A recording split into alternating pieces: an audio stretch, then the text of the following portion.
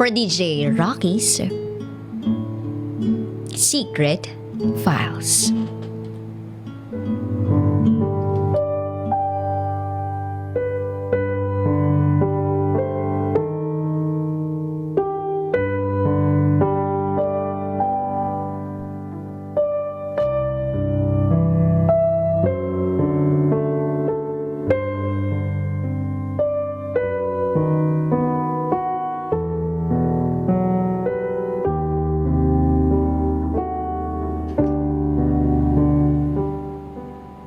We were happy.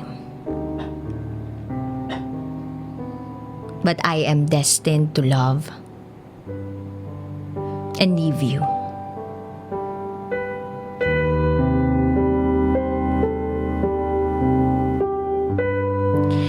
This broke my heart.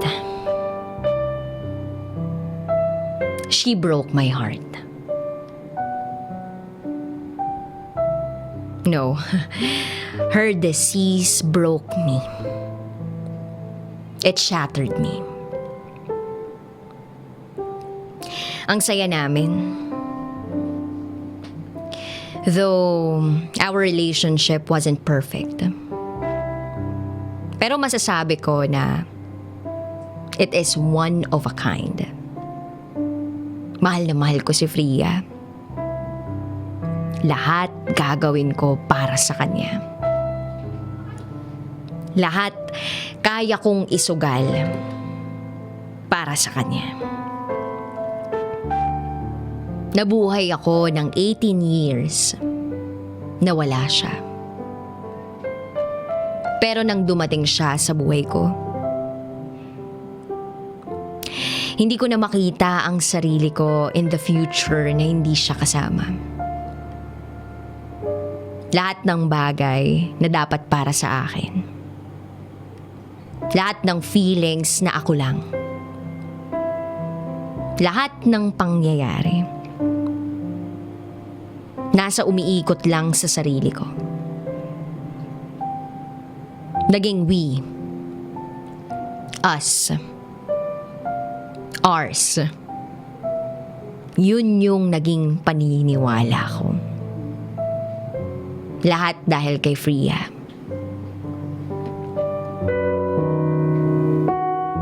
After our graduation, sabay kaming nakahanap ng trabaho. Siya sa isang 5-star hotel. Ako naman sa firm ng tito ko sa Makati. Nang mag-23 years old kami, kahit papaano, naging stable na ang buhay namin. Legal naman kami sa mga magulang namin. Sinusuportahan nila kami sa bawat desisyon namin. Akala ko okay na. Ang sagot namin palagi, may panahon para dyan. Pero mukhang hindi sumasang-ayon ang panahon sa amin.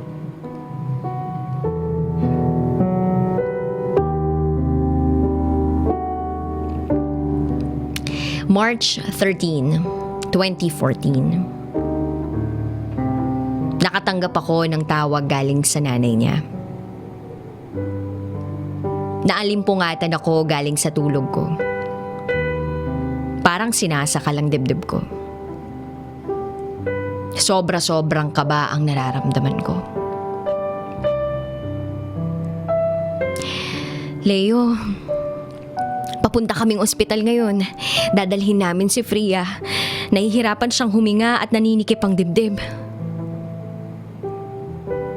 Sabi ng nanay niya. Pagkarating ko sa ospital, pumunta agad ako sa emergency room. Nakatayo sa harap si tita. Ang dalawang kapatid ni Freya, pati na din si tito. Lahat naghihintay. Bago pa man maging kami, alam ko na yung sakit niya.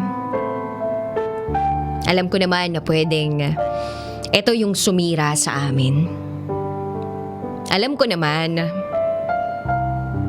na ito yung mag-aalis ng saya sa buhay ko. Akala namin okay na siya eh. Kasi 16 years old pa lang siya, inoperahan na siya. Pero mukhang totoo ngang maraming namamatay sa maling akala. Freya is sick. She is badly sick. Hindi talaga lahat ng bumabalik nakakasaya. Hindi lahat ng bumabalik nakakatuwa. Minsan kung ano pa yung bumabalik, yun pa yung mas nakakasakit.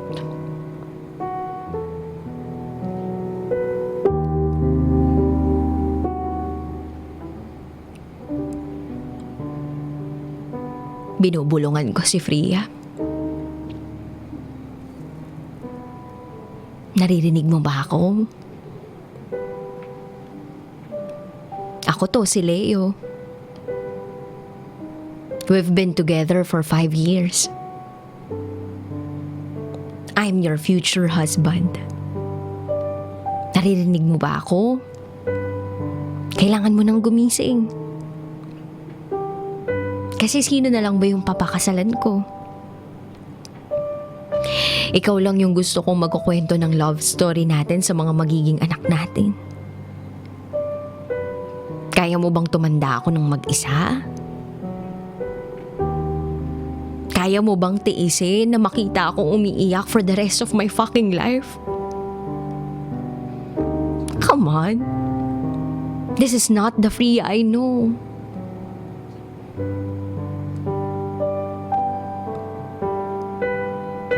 Is my love not enough to keep you alive? Palaban ka, my love. Please fight for your life. Fight for your family. Fight for us. Fight for our happy ending.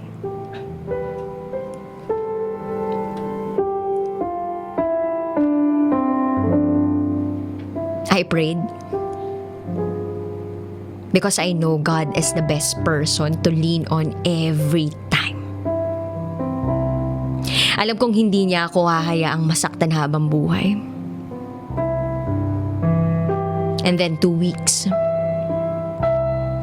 After 2 weeks, gumising si Freya. Kahit papaano, nakabawi siya ng lakas. Pumunta kami ng Batangas kasama ang family niya. Gusto daw niyang manood ng sunset. Sabi naman ng mga doktor, nag-improve kahit papaano ang kalagayan niya.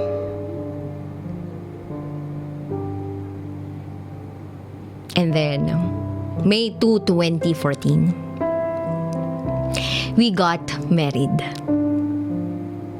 Biglaan lang pero ito naman talaga yung plano ko. Ang pakasalan siya. Sa isang maliit na simbahan. Puro pamilya. Puro malalapit na kaibigan lang ang imbitado.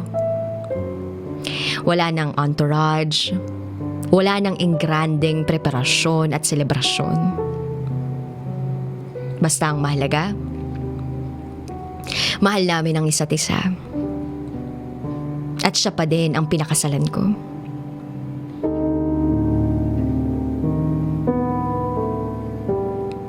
July 14, 2014 ng gabi. Kinakantahan ko siya ng paborito niyang kanta. Paulit-ulit kong kinanta. In our next life. Pipiliin mo pa din bang makilala ko kahit na nasasaktan na kita at ng sakit ko? Pipiliin mo pa din ba na mahalin ako kahit na alam mong iiwan kita?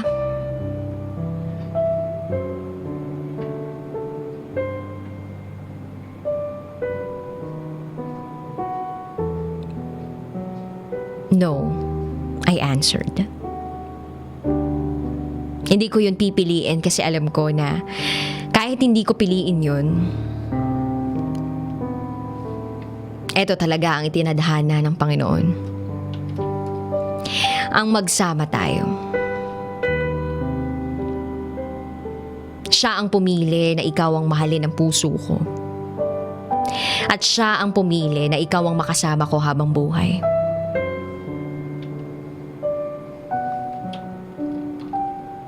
So please, don't leave me. Gusto ko habang buhay ka na sa tabi ko para ipaalala kung gaano mo ako kamahal.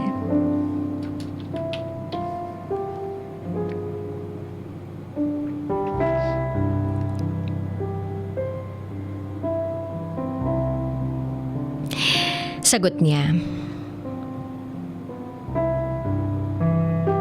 kahit naman mawala ako, ang puso ko may iwan sa'yo. Pwede ba akong matulog?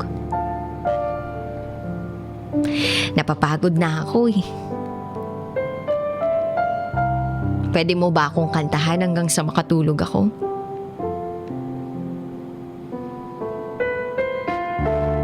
Sa isip-isip ko, Lord, konti pa please. Hindi ko nakakayanin yung sakit.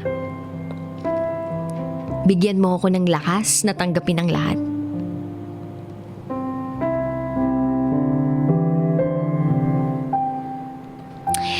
That night, I surrendered her to God. Kahit na ang hirap tanggapin sa kalooban ko, tinatagan ko ang loob ko para sa kanya. She's finally free from pain and sufferings. Sa mundong ginagalawan niya ngayon, paniguradong doon, hinihintay niya ako. Alam kong hindi siya pinababayaan ng Diyos doon. Hindi ko alam kung maghihilom ba tong mga sugat na iniwan niya. 2 years, 5 years, 10 years. Di ko alam. Sobrang mahal na mahal ko si Freya. Hindi ko alam kung paano magsisimula ng bagong umaga na hindi siya yung unang nakakausap ko. Nakikita ko. Nahahawakan ko.